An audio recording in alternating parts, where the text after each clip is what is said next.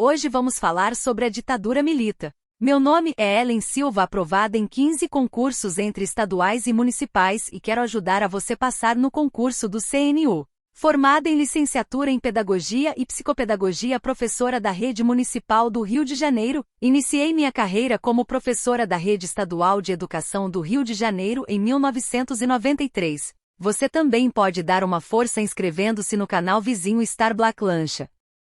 Com a renúncia de Jânio Quadros, setores militares resolveram impedir a posse do vice-presidente João Goulart. O Congresso e vários segmentos sociais, tendo à frente o governador Leonel Brizola do Rio Grande do Sul, desencadearam a mobilização popular e, diante da ameaça de guerra civil, contornou-se a questão com a emenda parlamentarista. Tais fatos dizem respeito a um importante acontecimento histórico dos anos 60, denominado a Campanha da Legalidade, que foi um movimento político liderado pelo então governador do Rio Grande do Sul, Leonel Brizola, em 1961. O movimento surgiu em defesa da legalidade constitucional e da posse do vice-presidente João Goulart após a renúncia do presidente Jânio Quadros. A intenção era garantir a continuidade da ordem democrática no país, evitando um golpe militar que tentava impedir a ascensão de Goulart à presidência. A mobilização popular e a resistência de setores militares constitucionalistas foram fundamentais para assegurar a posse de João Goulart, que assumiu a presidência, inicialmente com poderes limitados, mas que posteriormente viria a implementar reformas progressistas durante seu governo. A campanha da legalidade é considerada um episódio importante na história política do Brasil. A vitória do golpe militar de 1964 no Brasil foi fruto de uma série de fatores, incluindo insatisfação de setores conservadores da sociedade e das Forças Armadas com o governo de João Goulart, presidente na época. Diversos setores da sociedade, como empresários, parte da imprensa e segmentos militares, temiam que as reformas propostas por Goulart pudessem levar o país a uma suposta ameaça comunista. Além disso, a Guerra Fria e o contexto internacional contribuíram para a polarização política no Brasil. A conjuntura de instabilidade política e econômica acabou por criar um ambiente propício para a articulação do golpe militar, que resultou na derrubada de João Goulart e na instauração de um regime autoritário que perdurou por mais de 2 décadas.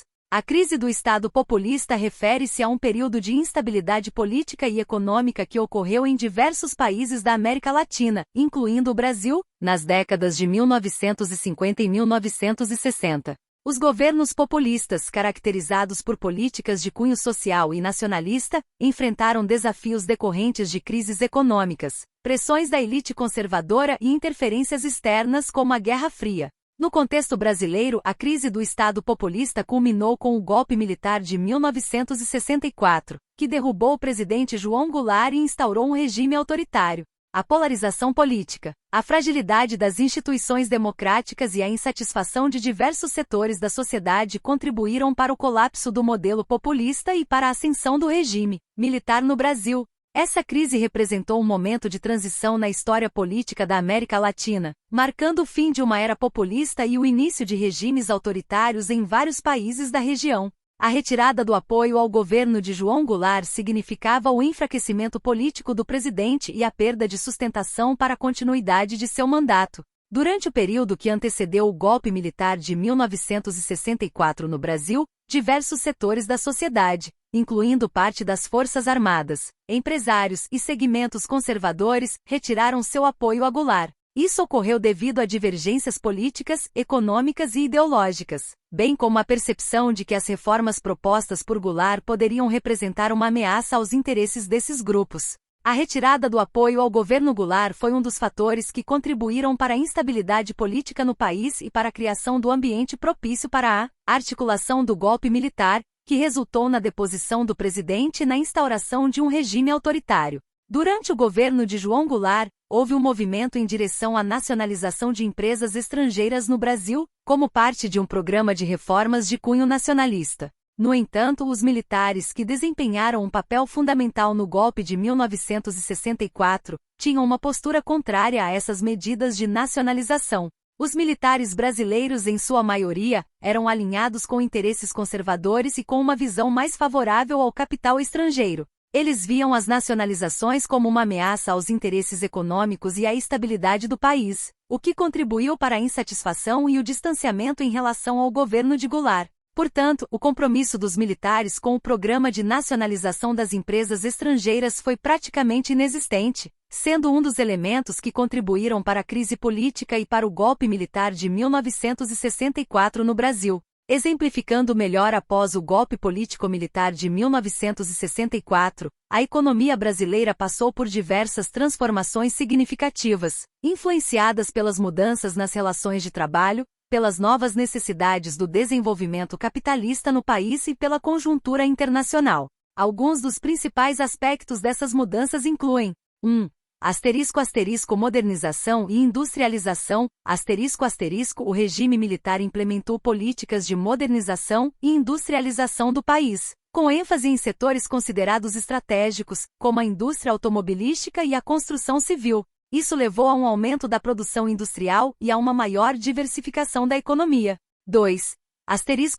Abertura econômica. O governo militar adotou medidas de abertura econômica, atraindo investimentos estrangeiros e promovendo a integração do Brasil na economia global. Isso resultou em mudanças nas relações comerciais e no aumento das exportações. 3. Repressão aos movimentos sindicais. O regime militar reprimiu os movimentos sindicais e trabalhistas, limitando a atuação dos sindicatos e impondo restrições aos direitos trabalhistas. Isso teve impacto nas relações de trabalho e na organização dos trabalhadores. 4. Crescimento do setor financeiro. Houve um crescimento significativo do setor financeiro, com a expansão de bancos e instituições financeiras. Isso refletiu as mudanças na economia e no sistema financeiro do país. Essas transformações na economia brasileira pós-64 refletiram as políticas adotadas pelo regime militar, que buscava promover o desenvolvimento econômico e modernizar o país, ao mesmo tempo em que reprimia movimentos sociais e políticos considerados uma ameaça à ordem estabelecida. Durante a ditadura militar no Brasil, que durou 21 anos de 1964 a 1985, houve uma intensa repressão política e censura. O regime militar foi marcado por restrições às liberdades civis, perseguições políticas, tortura e censura à imprensa. Muitos opositores políticos foram presos, exilados ou desapareceram, em um período marcado pelo autoritarismo e pela violação dos direitos humanos. Foi um dos momentos mais sombrios da história do Brasil, com impactos profundos na sociedade e na política do país. A redemocratização só ocorreu após intensa pressão popular e mobilização da sociedade civil. A Marcha dos 100 Mil foi uma manifestação histórica que ocorreu no Rio de Janeiro, em 26 de junho de 1968. Durante o período da ditadura militar no Brasil, reuniu aproximadamente 100 mil pessoas, entre estudantes, artistas, intelectuais, religiosos e diversos setores da sociedade civil, em protesto contra o regime autoritário vigente. A marcha foi um marco de resistência e mobilização popular contra a repressão política e a censura imposta pelo governo militar. Foi um dos eventos que demonstraram a insatisfação e a vontade de mudança por parte da sociedade brasileira durante aquele período. Durante a ditadura militar no Brasil, em 1968, o governo decretou o que foi um dos atos mais repressivos do regime. O ato institucional número 5 resultou no fechamento do Congresso Nacional, suspendeu direitos políticos, aumentou a censura, permitiu a cassação de mandatos políticos, autorizou a prisão de opositores políticos sem direito a habeas corpus, entre outras medidas autoritárias. O fechamento do Congresso Nacional representou um momento de intensificação da repressão e do autoritarismo por parte do governo militar, consolidando ainda mais o controle do regime sobre o país. O ato institucional número 5 foi um dos atos mais repressivos e autoritários do regime militar no Brasil. Ele foi decretado em 13 de dezembro de 1968 e representou um endurecimento significativo do regime, ampliando os poderes do governo militar. O ato suspendeu garantias constitucionais como o habeas corpus, permitiu o fechamento do Congresso Nacional, intervenção em estados e municípios, cassação de mandatos políticos, censura prévia à imprensa e perseguição política. Foi um marco na história do Brasil, marcando um período de intensa repressão e violações aos direitos humanos durante a ditadura militar. A adoção do bipartidarismo regulado no Brasil foi uma medida imposta pelo regime militar após o golpe de 1964. O sistema de bipartidarismo regulado consistia na existência de apenas dois partidos políticos, a Aliança Renovadora Nacional, ARENA, que representava o governo e os setores conservadores, e o Movimento Democrático Brasileiro, MDB, que fazia oposição controlada ao regime. Essa estrutura bipartidária foi regulada e controlada pelo governo militar, que impunha regras e restrições para garantir a manutenção do seu poder e a limitação da participação política da oposição. O bipartidarismo regulado visava controlar o cenário político, restringir a pluralidade de ideias e garantir a continuidade do regime autoritário. Essa medida teve impacto na vida política do Brasil durante o período da ditadura militar, limitando a atuação dos partidos políticos e restringindo a participação da sociedade civil na tomada de decisões políticas. O bipartidarismo regulado foi uma das estratégias utilizadas pelo regime para manter o controle sobre o sistema político e garantir a sua permanência no poder.